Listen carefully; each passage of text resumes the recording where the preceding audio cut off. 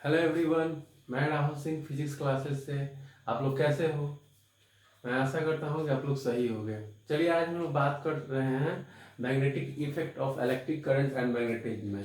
आज हम लोग बात करेंगे टॉपिक नंबर 3 में टोरॉयड, ठीक, और सोलेनॉइड के बारे में, अर्थात परिनालिका और टोरॉयड के बारे में हम लोग आज बात करेंगे। तो सबसे पहले हम जानेंगे कि परिनालिका क्या है। एग्जामिनेशन में हमारा ये अक्सर हाँ 2 नंबर का पूछ देता है कि परिनालिका क्या है या टोरॉयड क्या है।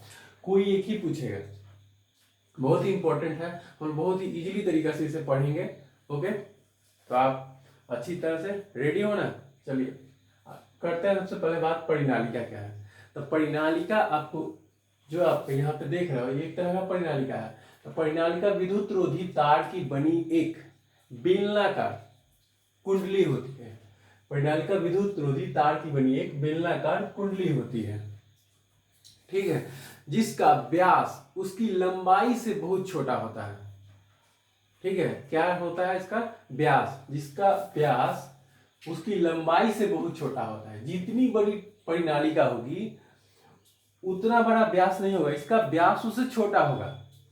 ठीक है, व्यवहार में इसे कार्डबोर्ड कार्डबोर्ड अथवा मोटे कागज की कम व्यास की लंबी खोखली नली के लंबी खोखली नली के ऊपर तांबे की एक विद्युत रोधी, जैसे तांबे के एक विद्युत रोधी, आप जैसे फॉर एग्जांपल आप ले सकते हो कि धागा लिपटा हुआ अथवा या प्लास्टिक चढ़ा हुआ, ठीक है, तार के बहुत से फेरे, तार के बहुत से फेरे देख रहे हो यहां पे फेरा, ये बहुत से फेरे, और इसके ऊपर क्या होगा, एक कवर क्या हो रहेगा प्लास्टिक का या रबर का, ठीक है, वो कवर क्या रहेगा ताकि ये जब बहुत से फेरे जब इस कॉपर में या आप इसका एक कंडक्टर में इस तरह से लपटे रहेंगे तो एक दूसरे के पास काफी क्लोज रहते हैं। अगर ये प्लास्टिक या रबर के भीतर अगर नहीं रहेंगे तो शॉर्ट सर्किट हो सकती है, आग लग सकती है, और हमारा परिनालिका जो है वो काम नहीं करेगा वो सही तरीके से। ठीक है, इसके लिए हम लोग लागू करते हैं। ओके, तो हम बता रहे थे आपको कि व्यवहार में से कार्डबोर्ड अथवा मोटे कागज की कम व्यास की लंबी खोखली नली, मोटे कागज की कम व्यास की लंबी खोखली नली, खोखला होता है, समझ रहे हो, एस्फेयर होता है, लंबी खोखली नली, ठीक, के ऊपर तांबे की एक विद्युत रोधी, तांबे की एक विद्युत रोधी, नली के ऊपर तांबे की एक विद्युत रोधी, ठीक है, जैसे धागा लिपटा हुआ, जैसे ये आपका हुआ, इसके ऊपर धागा लिपटा रहता है, या जो आप इस तरह से लपेटों की संख्या जो है एन फेरों की संख्या उसके ऊपर धागा लिपटा हुआ था, ताकि वो जब इसे कंडक्टर के साथ जब इसमें लपेटे तो एक दूसरे के साथ क्लोज ना हो। ठीक है, धागा लिपटा हुआ अथवा प्लास्टिक चढ़ा हुआ, तार के बहुत से फेरे, ठीक, ये जो आप फेरे देख रहे हो बहुत सारे इस तरह से घुमाए हुए रहते हैं। ठीक है, बहुत से फेरे पास पास लपेट कर बनाया जाता है, बहुत से फेरे पास पास लपेट कर बनाया जाता है। आप कॉइल देखते हो ना, पंखे का कॉइल देखो या किसी भी मोटर का कॉइल जब देखना तो कॉपर का देखना तो वो बहुत सारा क्लोज रहता है, एक दूसरे के काफी क्लोज रहता है। लेकिन आप देखोगे कि उसके ऊपर जो होता है वो जो लपेटे रहते हैं परिनालिका, उसके ऊपर प्लास्टिक या रबर की कलई की रहती है, परत चढ़ी रहती है, ताकि वो एक दूसरे से क्लोज ना हो। काफी अगर क्लोज होगा एक दूसरे के, अगर इसी तरह खुला अगर छोड़ दे तो वो खराब हो सकता है हमारा। ठीक है, तो चढ़ा तार के बहुत से फेरे पास पास लपेट कर बनाया जाता है। ठीक, इस परिनालिका में, ये जो परिनालिका आपका दिख रहा है, इस परिनालिका में किसी बाहरी स्रोत, ठीक है, इस परिनालिका में किसी बाहरी स्रोत द्वारा विद्युत धारा प्रवाहित करने पर, ये जो परिनालिका है आपका सोलेनॉइड, इसमें बाहरी स्रोत द्वारा विद्युत धारा प्रवाहित करोगे, जैसे आप विद्युत धारा इसमें प्रवाहित करोगे तो इसके चारों ओर अंदर तथा बाहर, ठीक है, अंदर तथा बाहर के स्थान में चुंबकीय क्षेत्र, ठीक है, इसकी चारों तरफ अंदर, ठीक, और बाहर चारों तरफ देख रहे हो चुंबकीय क्षेत्र उत्पन्न होने लगते हैं। ठीक, ये आप देख रहे हो जैसे इसमें आप करंट प्रवाहित करोगे तो चारों तरफ, जैसे ये हुआ आपका, इसमें लपेट बहुत सारे टोरॉइड लपटे हुए हैं परिणालिका, जो आपको बताया है कि एक बेलनाकार कुंडली होती है, एक बेलनाकार कुंडली है, इसमें अंदर इसका व्यास बहुत ही कम लंबाई का होता है। ठीक है, आपको एक भी बात पता है, बहुत छोटा होता है और व्यवहार में इसे कार्डबोर्ड आदि में यूज करते हो आप। इस तरह से लपेट इसमें रहता है। जैसे ही आप इसमें करंट प्रवाहित करोगे तो इसके चारों ओर क्या होगा, मैग्नेटिक फील्ड उत्पन्न होगा। ठीक है, चुंबकीय क्षेत्र उत्पन्न हो जाते हैं। अतः यह एक दंड चुंबक की भांति व्यवहार करने लगती है, अर्थात इसके सिरे के ऊपर, अर्थात इसके सिरे के ऊपर या अर्थात इसके सिरे के उत्तर एवं दक्षिण ध्रुव होते हैं। अर्थात इसके सिरे जो होंगे वो उत्तर या दक्षिण ध्रुव होंगे, नॉर्थ या साउथ पोल होंगे। ठीक है, परिणालिका के सिरों की ध्रुवता यानी का पोल जो होगा, परिणालिका के सिरे की जो ध्रुवता होगी पोल, ठीक है, उसमें प्रवाहित धारा की दिशा पर निर्भर करती है। जैसे करंट जिस तरह से फ्लो करेगा उसी के अकॉर्डिंग उसी पर निर्भर करेगा तो उसका डायरेक्शन किधर होगा, नॉर्थ होगा कि साउथ होगा। ठीक, परिणालिका में चुंबकत्व गुण उसी समय तक उपस्थित रहता है जब तक, ठीक, कि उसमें विद्युत धारा प्रवाहित रहती है। वो डायरेक्शन तभी तक उसी समय तक बताएगा जब तक उसमें नॉर्थ साउथ का डायरेक्शन मालूम चले। जब करंट फ्लो करेंगे तभी उस परिणालिका में। ठीक है, अब आगे बात करते हैं कि धारा के बंद होते ही, जैसे आप करंट इस टोरॉइड में इस सोलेनॉइड में आप जैसे इसमें आप करंट प्रवाहित करना अगर बंद कर देते हो तो परिणालिका का चुंबकत्व भी समाप्त हो जाता है, यानी इसका मैग्नेटिक पावर भी वो समाप्त हो जाता है। चुंबकीय बल रेखाएं परिणालिका के भीतर समांतर होती हैं। ये जो चुंबकीय मैग्नेटिक फील्ड लाइंस जो है वो एक दूसरे की क्या है, समांतर होती है। ठीक है, एक दूसरे के ये पैरेलल होती है।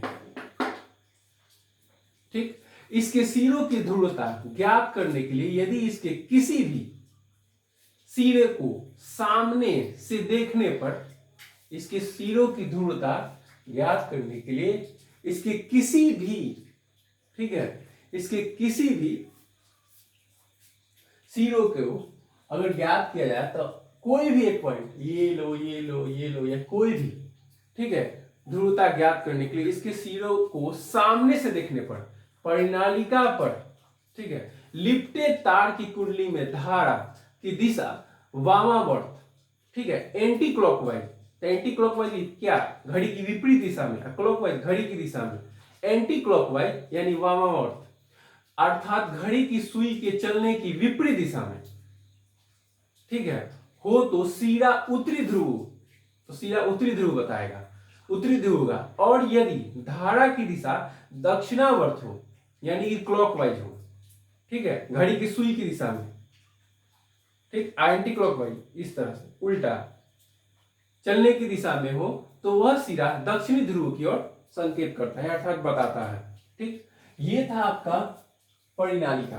परिणालिका के बारे में हमने बताया और आगे बताते हैं। इस परिणालिका का एक पॉइंट होगा, एक हमारा छोटा सा इक्वेशन मिलेगा, उस इक्वेशन को जानेंगे। तो जानते हो उसके बाद क्या करते हैं, तो इस प्रकार ये आपको बताया इस फिगर के बारे में, सोलेनॉइड के बारे में अर्थात परिणालिका के बारे में। तो इसमें क्या करते हैं कि इस प्रकार धारावाही परिणालिका एक सीधी कुंडली होती है। ठीक है, मैं फिर एक बार बात करता हूं कि इस प्रकार जितना आपको बताया इसी के अकॉर्डिंग कि धारावाही परिणालिका जो होती है एक सीधी कुंडली होती है जिसमें एक उभयनिष्ठ अक्ष पर अनेक धारावाही लूप होते हैं। उभयनिष्ठ अक्ष पर अनेक धारावाही, ठीक है, लूप होते हैं। अब वो कैसा लूप होगा आपको दो तरह का बताएगा, एक तो नॉर्थ होगा या फिर साउथ होगा, वही चीज हम आपको बता रहे हैं।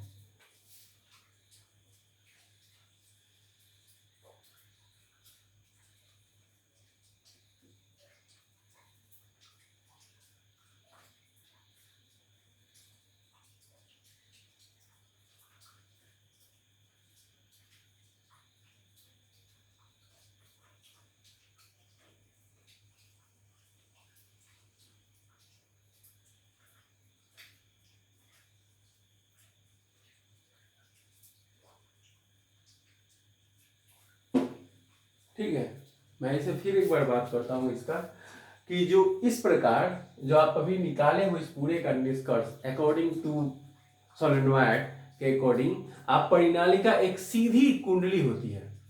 पूरे निष्कर्ष के अनुसार एक परिनालिका जो है एक सीधी कुंडली होती है जिसमें एक उभयनिष्ठ अक्ष पर, ठीक है, एक उभयनिष्ठ अक्ष पर, ये पोल पे आपका एक पोल हुआ, इस पोल पे बहुत सारे देख रहे हो लपेटों की संख्या, यानी कि जो सोलेनोइड है एक बेलनाकार प्लेट में लपटा हुआ है।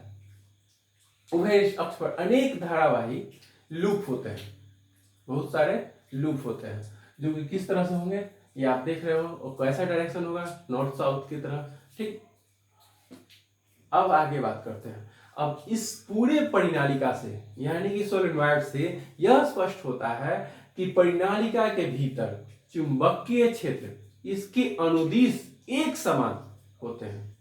ठीक, परिनालिका के भीतर चुंबकीय क्षेत्र जो होगा वो एक समान होगा। ठीक, अब बात थोड़ा सा आगे इंप्रूव करते हैं कि इसकी तीव्रता जो होगी, किसकी तीव्रता, तो चुंबकीय क्षेत्र की तीव्रता, चुंबकीय क्षेत्र की तीव्रता का परिमाण, ठीक, किस सूत्र से, अब किस सूत्र से व्यक्त करते हैं, तो आप जानते हो कि आपको यहाँ पे सोलेनोइड के बारे में बताना है, तो B equal to mu naught N I by L, B equal to mu naught N I by L.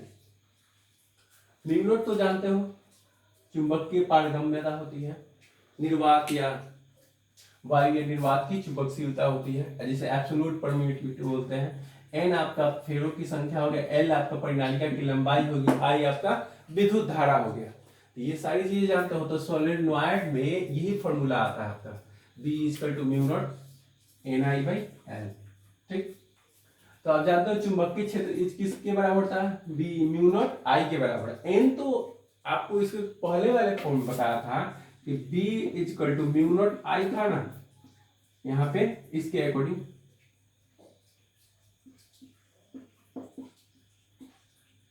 इसके अकॉर्डिंग म्यू नॉट आई था ना, उसी के अकॉर्डिंग हमने यहाँ पे एन आपका लपेटों की संख्या, एल परिनालिका का टोटल कुल लंबाई हो गया। इसी के तो आपको बता दें कि यहाँ पे जो एन है, एन परिनालिका की कुल लंबाई, एल में फेरों की संख्या है। ठीक है, एन जो है परिनालिका की कुल लंबाई में, एन एल में, सॉरी एन इक्वल टू, आप ऐसा लिख सकते हो, यहाँ पे देख लेना तो थोड़ा सा ऊपर लिखते हैं,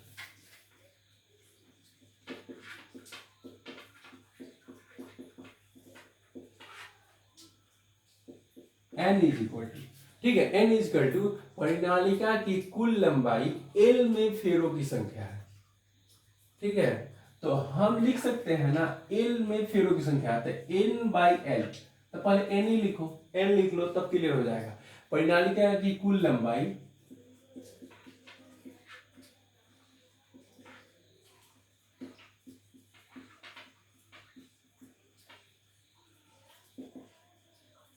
कुल लंबाई एल में, ठीक है, एल में फेरों की संख्या,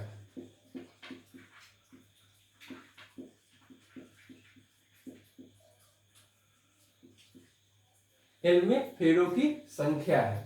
ठीक है, अब देखो इसलिए हम ऐसे लिख सकते हैं N by L is equal to, N by L is equal to प्रति एकांक, आप देख रहे हो प्रति एकांक लंबाई, प्रति एकांक लंबाई में फेरों की संख्या, ऐसे लिख सकते हैं इसे, प्रति एकांक लंबाई में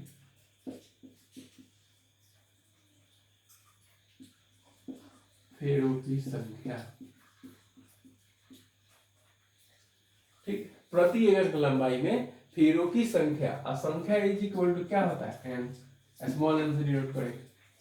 ठीक, आपका जो इक्वेशन निकला, ये जो आपका इक्वेशन ये आप निकाले हो फॉर्मूला, ये फर्स्ट ऑफ ऑल इसको फर्स्ट वन, ठीक है, इक्वेशन समीकरण आपका जो निकला ये, तो ये आप नोट कर लो जल्दी से।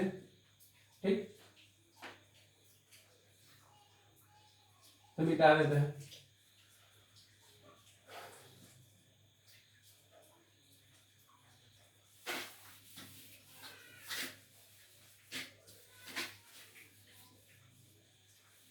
समीकरण 1 से आप लिखना समीकरण 1 से तो n by N is equal to क्या माने हो n, इसलिए b is equal to mu naught n by L किसके बराबर, n के बराबर, तो म्यू नॉट n आई।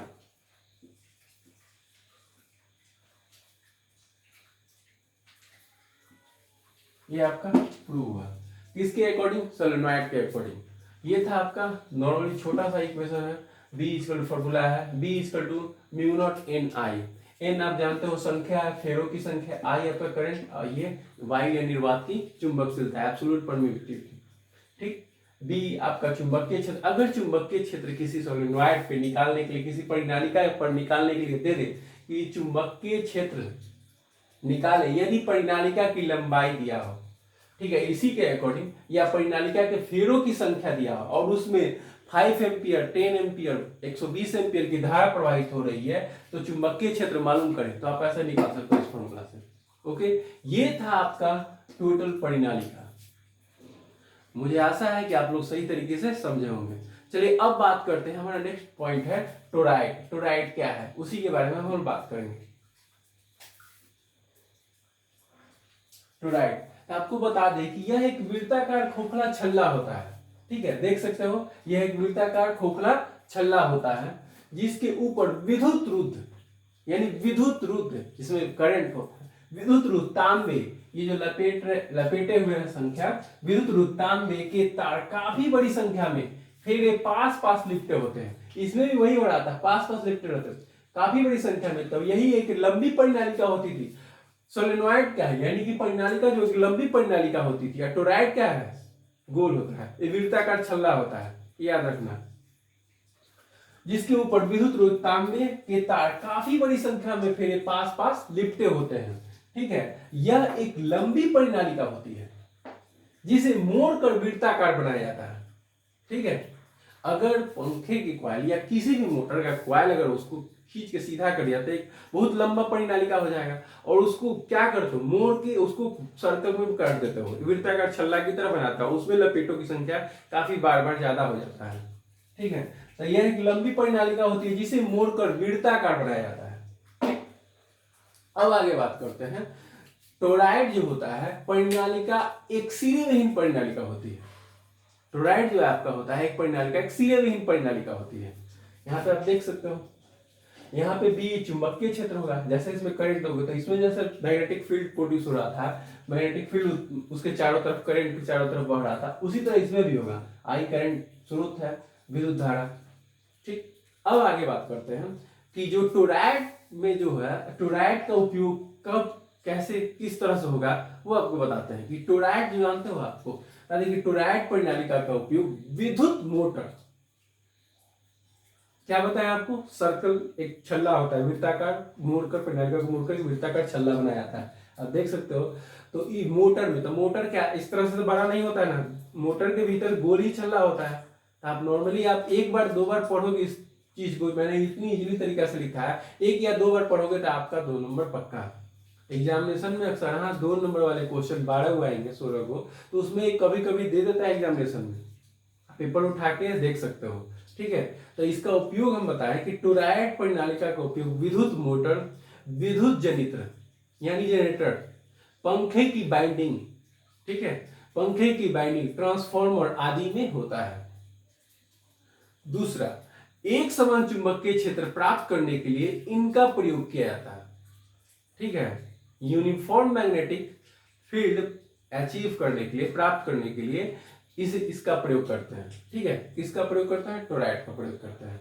इसके बाइंडिंग के अंदर लोह चुंबकीय पदार्थ रखकर जो बाइंडिंग किया रहता है बार बार, जैसे इसमें देख सकते हो या इसमें देख सकते हो, ठीक है, बाइंडिंग क्या रहता है, इसके ऊपर ये जो कॉपर का तार है उसके ऊपर, ठीक है, बाइंडिंग के अंदर लोह चुंबकीय पदार्थ रखकर चुंबकीय क्षेत्र अर्थात बी का मान बढ़ाया जाता है, ठीक, मैं फिर एक बार बात करता हूँ कि टोरैड का अगर वैल्यू कैसे बढ़ाना, उसका मान टोटल वैल्यू किस तरह से बढ़ेगा, तो बताते हैं बाइंडिंग के अंदर लोह चुंबकीय पदार्थ रखकर, बिना लोह चुंबकीय पदार्थ रखे कैसे बढ़ेगा। सोच सकते हो, प्लास्टिक को रख दोगे तो बढ़ेगा नहीं ना बढ़ेगा। तो देख रहे हो पंखे के अंदर या मोटर के अंदर क्यों रहता है, कंडक्टर ही क्यों रहता है, इसी के कारण। अगर कंडक्टर नहीं रहेगा तो मैग्नेटिक फील्ड प्रोड्यूस नहीं होगा, मैग्नेटिक फील्ड चारों तरफ नहीं होगा। मैग्नेटिक फील्ड जब नहीं रहेगा तो करंट फ्लो करेंगे तो मैग्नेटिक फील्ड उसके चारों तरफ आएगा नहीं। ठीक, तो इसकी इसीलिए बताते हैं कि इसके कैसे वैल्यू इसको बढ़ाएंगे, तो इसके बाइंडिंग के अंदर लोह चुंबकीय पदार्थ रखकर बी यानी चुंबकीय क्षेत्र का मान बढ़ाया जाता है। ठीक, ये था आपका परिनालिका और टोरॉइड, जो कि हमने बहुत सिंपल तरीके से बताया। मैं आशा करता हूँ आपको पूरी तरह से समझ में आया होगा। मैं नेक्स्ट वीडियो में इसी चैप्टर का आगे बताऊंगा। Okay, thanks.